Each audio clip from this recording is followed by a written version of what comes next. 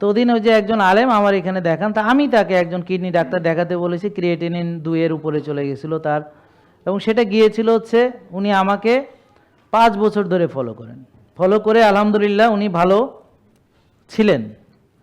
এরপর 1.5 বছর উনি আর আমাদের সাথে যোগাযোগ রাখেননি, উনি বিভিন্ন দেশের বাইরে সফর টফর করেছেন। এছাড়াও ওনার জীবনে অনেকগুলো স্ট্রাগল এসেছে, চ্যালেঞ্জেস এসেছে, ওনার মাদ্রাসায় অনেক রকম প্রবলেম ছিল। যাই হোক, যেটা হয় উনি ভালোই ছিলেন, এই জন্যে 1.5 বছর আর আসেনি। 1.5 বছর পর যখন আসলেন দেখি যে অবস্থা ভালো না, অর্থাৎ নিয়মকানুনের কোনো বালাই নেই, ক্রিয়েটিনিন বেড়ে গেছে। তা আমি বললাম যে আপনি একজন ভালো বিশেষজ্ঞ, কিডনি বিশেষজ্ঞকে দেখান। তো উনি যথারীতি ওখানে গেলেন। উনি আমার এটা দেখে উনি তেলে বেগুনি জোড়ে, এই ওনার কাছে আপনি কেন গেছেন বলে, মানে উনি মনে হয় যে একেবারে উত্তেজিত হয়ে গেছেন।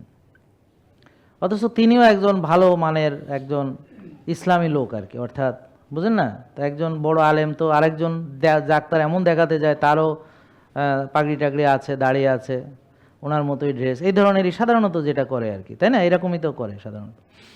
উনি কিন্তু দেখেনই নাই যে ফাইলে কি লেখা আছে বা কি দেখি, মানে না দেখে উত্তেজিত হয়ে গেছে। মানে তাহলে উত্তেজনা হওয়ার জন্য দেখেন, আগে হচ্ছে আমি বলবো যে আপনাদের সবাইকে, যদি আপনারা ভালো মানুষ হয়ে থাকেন, আল্লাহকে যদি ভয় করেন, তাহলে আপনাদের উচিত না জেনে কথা না বলা, না জেনে কথা না বলা। কেন? কারণ কারো সম্পর্কে আপনি না জেনে কথা বললে হতে পারে সেটা মিথ্যা।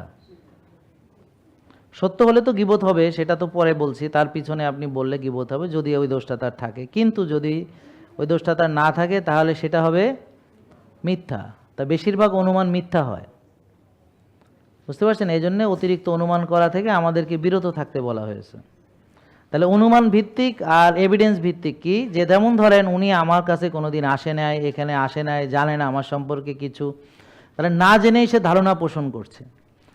তাহলে এরকম ধারণা বেশিরভাগ কি হয়? মিথ্যা হয়। তাহলে উনি এত বড় একজন আলেম হয়ে, আমি তখন ওনাকে জিজ্ঞেস করলাম যে আপনি তাকে বলেননি যে ধারণা এই যে যেটা ওনার ছিল এটা মিথ্যা, এবং এই মিথ্যা ধারণার ফলে ওনার যে ইবাদত বন্দেগীর ঝামেলা হইতে পারে এটা তো তার বোঝা উচিত।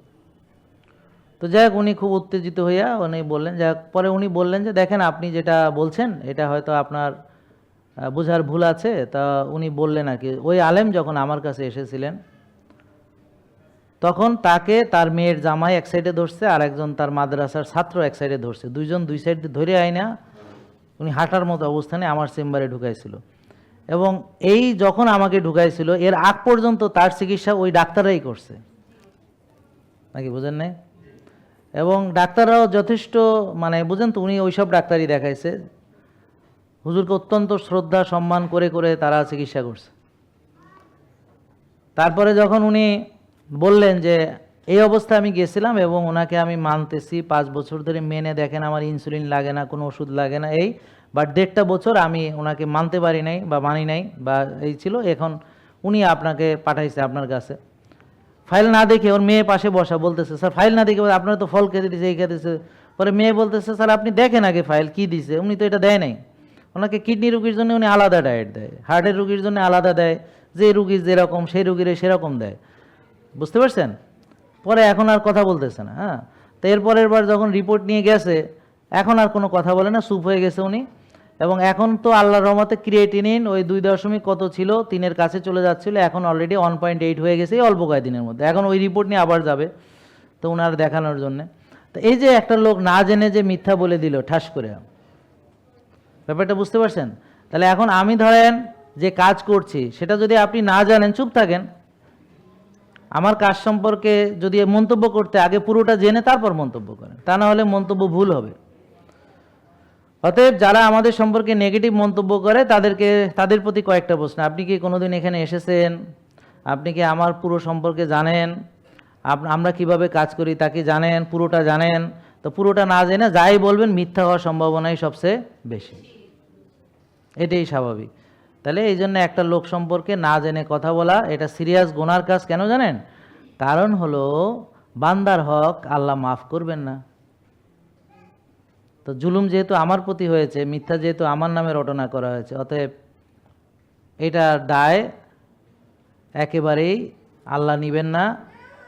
তো তাকে ক্ষমা করার দায়িত্ব আল্লাহ নিবেন না, এটা মাথায় রাখেন, মনে রাখেন। তো কারো সম্পর্কে, আমার কথা বাদ, যে কোনো লোকের সম্পর্কে না জানে কথা বলবেন না।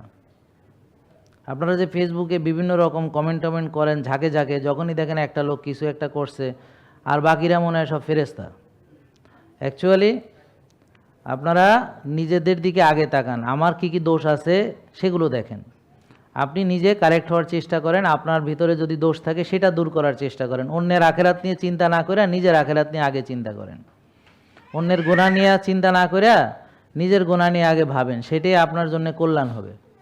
জেকে লাইফস্টাইল লিমিটেড, ওষুধ মুক্ত সুস্থ জীবন।